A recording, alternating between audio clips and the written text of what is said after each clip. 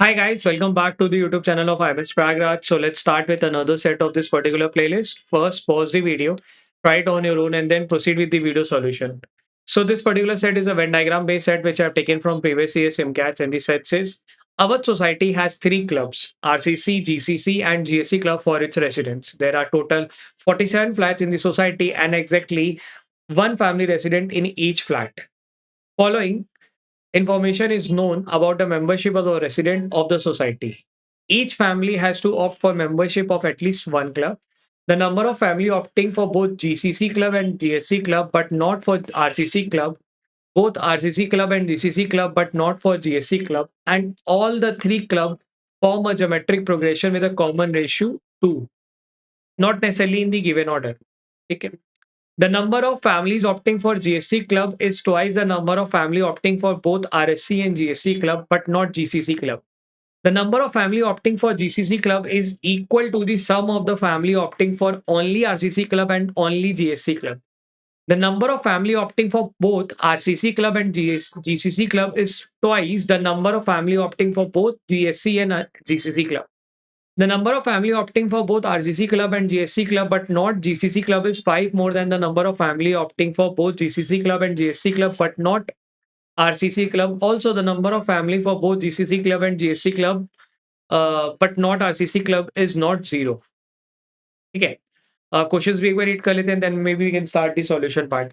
Question number 1 बोला how many family opted for both GCC club and RSCC club but not for GSC club. Question number 2 पूछा हुआ है how many family opted for RCC club. Question number 3 बोला हुआ है find the difference between the number of family who opted only GCC club and the number of families who opted only GSC club. And question number 4 बोला हुआ है for how many families opted for all three clubs. ठीक है. 3 variable का Venn diagram जहाँ पे क्या कह रहा है कि एक अवध सोसाइटी जहाँ पे कुछ लोग रहते हैं, वो कुछ लोग में मतलब बेसिकली 47 फ्लैट्स है और हर फ्लैट में एक फैमिली रह रही है, तो मतलब टोटल 47 नंबर है जो कि अपना यहाँ पे हमें डिस्ट्रीब्यूट करना है, ठीक। और वो जो 3 क्लब्स में वो उनको करा गया, मतलब हर सोसाइटी में मतलब जो हर फ्लैट के लोग हैं, जो रेसिडेंट्स हैं, हर फैमिली को एक किसी क्लब में जॉइन करना है। और वो क्लब कौन-कौन से हैं? आरसीसी क्लब है, जीसीसी क्लब है और जीएससी क्लब है, ठीक है। अब मैंने क्या करा, ऐसा 3 वेरिएबल का एक बना लिया है। अब let's start with the points. कह रहा है कि अवध सोसाइटी हैज़ 3 क्लब, इनका नाम दिया हुआ है। There are total 47 flats in the society and exactly 1 family resident, ये तो हमने अभी बात कर ली। Let's start with point 1। Each family has to opt for membership of at least 1 club, यानी कि बाहर की वैल्यू 0 है, ये कहना चाह रहा है। बाहर की वैल्यू 0 का मतलब यहाँ पे कोई भी ऐसी फैमिली नहीं है जो कुछ भी ना ले रही हो, ठीक है? मतलब 47 का सेग्रीगेशन इन्हीं के अंदर होने वाला है, ठीक? The number of families for opting for both GCC club and GSC club, यानी कि GCC club and GSC club, यानी कि इसकी बात कर रहा है, बट नॉट आरएससी क्लब, यानी कि इसकी बात कर रहा है। Let's say this is a, ठीक है? Both RCC club and GCC club, RCC club and GCC club but not GSC club, यानी कि इसकी बात हो गई B. And all 3 clubs form a geometric progression, यानी कि सी। ये जो ए, बी और सी है, इनके बारे में दिया हुआ है कि ये ज्योमेट्रिक प्रोग्रेशन है जिसमें कि कॉमन रेशियो क्या है? 2 है, ठीक है? ज्योमेट्रिक प्रोग्रेशन मतलब ऐसा हो सकता है कि सी 2, मतलब ये 2C और 4C हो गया, ऐसा कुछ होने वाला है। अब क्योंकि ये आगे बोला हुआ है कि not necessarily in the same order, तो I can not determine this कि ये कौन से ऑर्डर में। अब अपने को ये पता है कि यार ये जो एबीसी है ना, अब इसमें ऐसा हो सकता है कि लेट्स से ए है पहला टर्म, दूसरा टर्म 2A है और ये 4A है। ऐसा, या let's say this is a, this is 4A and this is 2A, कुछ भी ऐसा हो सकता है, ठीक है? अब थोड़ा ध्यान देते हैं ना अगर इसमें, मतलब ये समझना है, ये जो वैल्यू होगी और ये वैल्यू होगी, इसके बीच में हम कुछ कर पाएँगे क्या? क्योंकि ये ना ओनली की बात हो रही है। अगर ये पूरे का होता तो वी वुड हैव थॉट कि ऐसा कुछ कर सकते हैं। अब इनका जो रिलेशन है वैसा हो सकता है कि ए और 2A, ए और 4A, तो इन सब का 5A बन गया, कुछ ऐसा, ठीक है? अभी यहाँ पे हम कुछ भी इस चीज़ को यूज़ नहीं कर पाएँगे, तो मैंने क्या करा, एक ऐसा स्टार मार्क बना के रख देता हूँ कि मेरे को ये पॉइंट यूज़ करना है, ठीक? पॉइंट नंबर 2 इज़ समथिंग जो अभी मेरे को यूज़ करना पड़ेगा। Point number 3, the number of family opting for only GSC club, number of family opting only GSC club, यानी कि ये is twice the number of family opting both RCC club and GSC club but not GCC club, ठीक है? फिर से पढ़ते हैं, the number of family opting for only GSC club, यानी कि इसकी बात कर रहा है, ये डबल है। डबल किसका है? यानी कि ये डबल है। किस चीज़ का डबल है? Number of people opting for both RCC club and GSC club, RCC club and GSC club, but not GCC club. यानी कि let's say this is D, यानी कि ये क्या है? 2D है। ठीक? अब स्टेटमेंट को दोबारा पढ़ो तो you can clearly see the number of families opting for only GSC club is twice the number of family opting for RCC club and GSC club but not GCC club. RCC club and GSC club but not GCC club. तो ये इसका double है। ठीक, point number 3 को मैंने note कर लिया। ठीक, point number 4, the number of family opting for GCC club is equal to the number sum of the family opting for RCC and only RCC club and only GSC club. अच्छा, फिर से पढ़ते हैं। The number of family opting for GCC club, the number of family opting for GCC club, यानी कि इसकी बात कर रहा है, यानी कि ये वाले पार्ट की। The number of family opting for GCC club is equal to the sum of the family opting only RCC club, यानी कि ये ले लेता हूं E, and only GSC club, यानी कि ये क्या होना चाहिए? 2D प्लस ई होना चाहिए, कुछ ऐसा। ठीक, पॉइंट नंबर 4 भी नोट कर लिया। फिर से पढ़ सकते हो। The number of family opting for GC only GCC club, यानी कि यहाँ की बात हो रहा है, is equal to the sum of the family of opting RCC only, यानी कि अभी मैंने ई ले लिया था, एंड ओनली जीएससी, तो 2D प्लस ई बन गया। ठीक, पॉइंट नंबर 5 ऑल्सो नोटेड। चलो, point number 4 also noted. Point number 5, the number of family opting for both RCC club and GCC club, the number of family opting both RCC club and GCC club, यानी कि इसकी बात कर रहा है, B plus सी की बात कर रहा है। ठीक है। अच्छा, ओनली वर्ड नहीं यूज किया, ये ध्यान देना। The number of family opting for both RCC and GCC, यानी कि आरसीसी और जीसीसी पूरा होना चाहिए। ठीक है। This value is twice the number of family opting for both GSC club and GCC club. ये नंबर क्या है? ये ट्वाइस है। ठीक, किसका ट्वाइस है? नंबर ये डबल है। किसका डबल है? The family opting GSC and GCC club, the family opting GSC and GCC club, यानी कि ये ए प्लस सी है। ठीक, फिर से वो लाइन पढ़ सकते हैं। अब यहाँ से देखो, तुम्हारा वो जो पॉइंट नंबर 2 था, वो भी यहाँ पे मैं शायद इंटीग्रेट कर पाऊँ, शायद मैं यहाँ पे यूज़ कर पाऊँ, बिकॉज़ वहाँ पे भी एबीसी का रिलेशन दिया हुआ था और पॉइंट नंबर 5 में भी एबीसी का रिलेशन दिया हुआ है। फिर से वो लाइन पढ़ता हूँ। The number of family opting for both RCC and GCC club, RCC and GCC club is twice, ये डबल है। किसके डबल है? For opting both GSC and GCC club, यानी कि इसका डबल है, यानी कि ये कितना हो जाएगा? B plus C is equals to 2A plus 2C। ठीक, यानी कि बी इज इक्वल टू क्या आ जाएगा? 2A प्लस सी, यानी कि बी इज इक्वल टू क्या है? 2A प्लस सी है, कुछ ऐसा ही हमने यहाँ पे डिफाइन कर लिया है। अच्छा, अभी अपने को यहाँ पे थोड़ा रुकते हैं, एक लास्ट पॉइंट है, उसको पढ़ने के बाद we can move forward. Point number 6, the number of family opting for both RCC club and GSC club, the number of family opting both RCC club and GSC club. ठीक है, RCC and GSC club, यानी कि फिर से पढ़ते हैं। The number of family opting both RCC club and GSC club but not GCC club, यानी कि डी की बात हो रही है।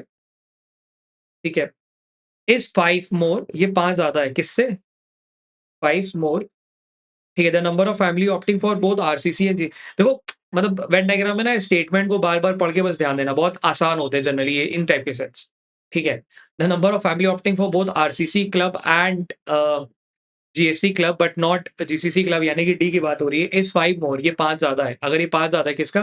Number of family opting for both GCC club, number of family opting GCC club and GSC club, GCC and GSC club but not RCC club, but not RCC, यानी कि ए के बराबर। ठीक है, फिर से वो लाइन पढ़ लेते हैं। ये 5 ज्यादा है किसके? जीसीसी जीएससी, यानी कि ये वाला पार्ट, बट नॉट आरसीसी, यानी कि ये पार्ट हटा दे तो ये ए के 5 प्लस ए है। ठीक है जी, ये भी एक इक्वेशन मिल चुका अपने को। और पढ़ लेते हैं।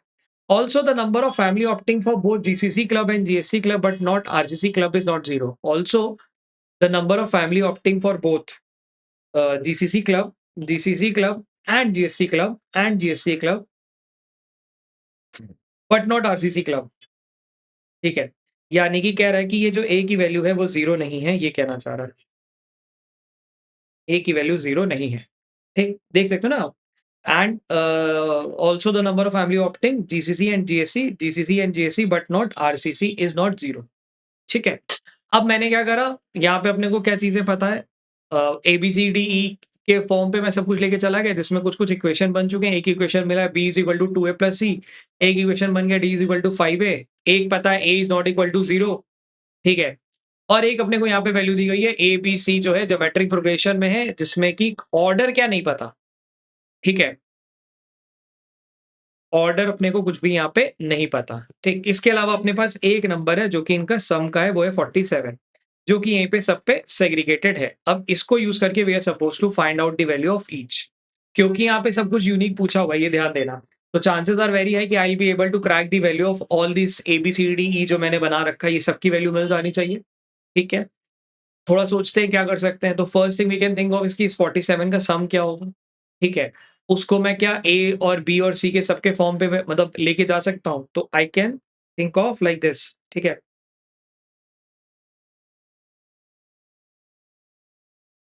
ये पूरे का नंबर व्हिच इज़ और ये का नंबर ले लेते हैं ना, तो let's start with A plus B plus C plus 3d plus 2e, ठीक है? नहीं इनफैक्ट 5d है, 5d 2d dd ऐसा और ये 2e हो जाएगा और A B C is equals to 47 ये अपने को पता है, ठीक है? अब क्या कर सकते हैं सबको ए के फॉर्म पे ले जाएँ या कुछ ऐसा कर दें कि सबको मतलब जितना हो सके एक वेरिएबल पे निपटा सकते हैं ना। तो व्हेन आई से a plus b plus c, ठीक है? अ, इसको ऐसा लिख सकते हैं क्योंकि ये b is equal to 2a plus c है तो I can write this as 3a plus 2c plus 5d plus 2e is equals to 47, ठीक है?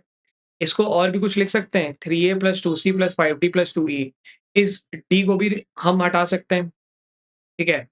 इस d को हटाने का मतलब इस a के फॉर्म पे ले जाएँगे ना, तो यानी कि अ, ये 5 से मल्टीप्लाई होने की वजह से क्या बन जाएगा 3a प्लस 2c ये 5 प्लस है यहाँ पे आ जाएगा तो this will become 25 plus 5a plus 2e is equals to 47, ठीक है? अच्छा, इसको और अगर हम थोड़ा-सा कर पाएँ तो 3a सॉरी 8a हो जाएगा, 8a बिकॉज़ ये और ये ऐड हो जाएगा plus 2c plus 2e is equals to ये इधर आ जाएगा तो 47 माइनस 25 कितना हो जाएगा? 22 22 हो जाएगा, ठीक है? ऐसा ही हो जाएगा ना? बिकॉज़ ये आ गया आपका 8a, 2c और 2e and this will go over here minus हो जाएगा तो 20t परफेक्ट। इसको मैं और बेहतर लिख सकता हूँ 4a plus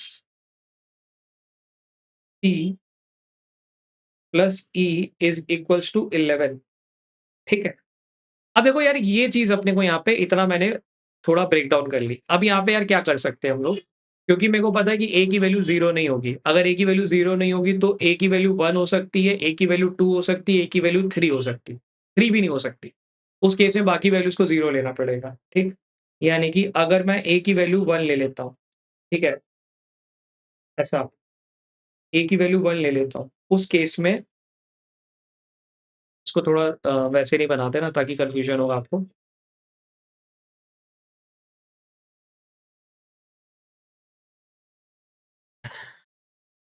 I can take a की वैल्यू एज़ 1 तो c प्लस e कितना बन जाएगा?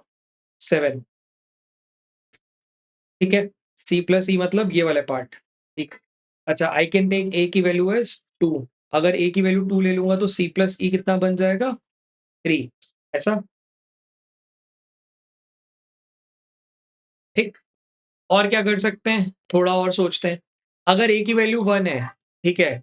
तो बाकी 2 की वैल्यू यार 1, 2 और 4 होना चाहिए, ऐसा भी हो सकता है बिकॉज़ यहाँ पे ये ज्योमेट्रिक प्रोग्रेशन है कि क्योंकि a की वैल्यू 1 है, तो उसी पे कुछ रिलेट आएगा ना, तो मतलब बाकी 2 की वैल्यू क्या हो सकती है? 1, 2 और 4 अगर a की वैल्यू 2 है तो बाकी की वैल्यू क्या होनी चाहिए 4 और 8 ये भी अपने को यहाँ पे निकाल सकते हैं। आई होप ये वाले पार्ट से आप ये भी कनेक्ट कर पाए होंगे, ठीक है? अब क्या करा जाए मतलब द बेस्ट थिंग इज़ कि भई यहाँ पे तुम नंबर्स को लगा के चेक कर लो, ठीक है? If I go for a की वैल्यू 1 तो यहाँ पे c प्लस e यानी कि c की वैल्यू हो सकती थी 2 या तो e की वैल्यू मतलब e की वैल्यू 5 आ सकती थी, एक पॉसिबिलिटी या c की वैल्यू 4 और e की वैल्यू 3 बन सकती थी, दूसरी पॉसिबिलिटी, ठीक? यहाँ से ये निकाल सकते थे, चलो ये भी वैल्यू को मैं लिख के देख लेता हूँ।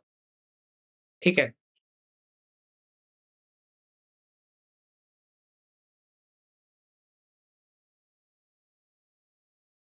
इफ आई टेक ए की वैल्यू एज़ 1 तो सी की वैल्यू या तो 2 हो सकती है या तो 4 हो सकती थी, ठीक है? उस केस में ए की वैल्यू क्या बन जाएगी? ए की वैल्यू बन जाएगी तुम्हारी क्या? अ, 5 और ई की वैल्यू बन सकती है क्योंकि ये देखो ना ये बाद में जितने इक्वेशन थे वो सेट करने में तुम्हें मदद किया तो घबराओ मत, लिख दो ना वैल्यू क्या दिक्कत है? उस केस में ई की वैल्यू 5 बन सकती है और ये बन सकता है 3 ठीक है? अच्छा, अगर मैं ए की वैल्यू को ले लेता हूँ 2 ठीक, उस केस में मेरे को क्या बनाना पड़ेगा? पॉसिबल ही नहीं है कि मैं कुछ भी बना पाऊँ, क्यों? क्योंकि उस केस में 4 और 8 लेना पड़ेगा व्हिच इज़ नॉट पॉसिबल यानी कि ये वाला केस मेरा एलिमिनेट हो गया। तो मेरे को ए की वैल्यू तो मिल गई व्हिच इज़ 1 ठीक है? अब यहाँ से एक पार्ट मिल गया तुमको। अब देखो यहाँ से कैसे क्रैक होता जाएगा। ए की वैल्यू मिल गई फॉर श्योर 1 अगर ए की वैल्यू 1 है यानी कि यहाँ पे 1 है, तो डी की वैल्यू क्या मिल जाएगी? 6 क्योंकि ये मिला हुआ था, तो डी की वैल्यू मिल गई तुम्हें 6 ठीक? अच्छा, अब 2 इक्वेशन मिल चुके हैं और सोचें, अपने पास बी और सी की वैल्यू क्या हो सकती थी? 2 प्लस 4 में से कुछ एक। ये वैल्यू मिल गई अपने को कितनी? 12 मिल गई, क्योंकि ये भी है आपका 2D ये भी मिल गई तुम्हें, ठीक है। अच्छा यहाँ पे क्या हो सकता था? 12 plus something, I am not sure वो क्या आने वाला है बट 12 प्लस समथिंग जो आएगा वो देखते हैं, ठीक है। अच्छा सी प्लस ई क्या मिलने वाला है? सी प्लस ई इज़ 7 तो सी प्लस ई इज़ 7 यहाँ से। अच्छा कुछ और कर सकते हैं क्या? I also had one of the values यहाँ पे ना B is equal to 2a plus C यानी कि B is equal to 2 plus C ऐसा कह सकते हैं? तो यार एक चीज़ समझना, सी की वैल्यू को अगर मैं 2 लेता हूँ, तो बी की वैल्यू 4 बन जाएगी, व्हिच मेक्स सेंस ठीक है? यहाँ वाले पे केस पे देखना ना, अगर सी की वैल्यू को 2 लेता हूँ, ठीक when C is equal to 2 तो बी की वैल्यू 4 बन जाएगी तो पॉसिबल है, ठीक है? व्हेन सी की वैल्यू को मैं 4 लूँगा तो बी की वैल्यू क्या बन जाएगी? 6 जो कि पॉसिबल नहीं है क्योंकि यहाँ पे ये रेंज में नहीं अवेलेबल है। तो यानी कि क्या बन गया? ये भी तुम्हें मिल गया यानी कि एक और वैल्यू मिल गई, सी की वैल्यू मिल गई 2, बी की वैल्यू मिल गई 4 तो I can write this as C की वैल्यू मिल गई 2 जिसकी वजह से ये पूरा क्या बन गया 12, 13 और 13 2 19, 19 और 6 25 यानी कि ये बन गया तुम्हारा 25 नहीं उन 12 6 18, 18 2 20 और 21 सॉरी 21 ठीक है? 12 6 18, 18 2 20 और 1 21 ठीक है? अच्छा, ये क्या है 2D प्लस ई, ई की वैल्यू यार निकाल सकते थे। हाँ, ई की वैल्यू भी निकल ही चुकी है ना अपनी यहाँ पे। ई की वैल्यू क्या आ जाएगी 5 ठीक? ये आपकी सारी वैल्यूज़ यहाँ पे हमने लिख रखी है। ई की वैल्यू 5 आने का मतलब यहाँ पे 5 आ जाएगा, यहाँ पे क्या बन जाएगा 12 प्लस 5 यानी कि 17 और बी की वैल्यू क्या मिल रखी थी? बी की वैल्यू वाज़ 4 तो यानी कि ये पूरा कितना बन गया 5 4 9 9 2 11 11 6 17 ठीक है 5 4 9 9 2 11 11 6 17 और यहाँ पे क्या बन गया 17 4 21 22 24 ठीक? अब ये पूरा आपका ये वेन डायग्राम का सॉल्व हो गया। मॉडरेट सेट बस थोड़ा इक्वेशन बना-बना के चीज़ों को क्लब करना था। Let's jump to the question देखें क्या पूछा हुआ है।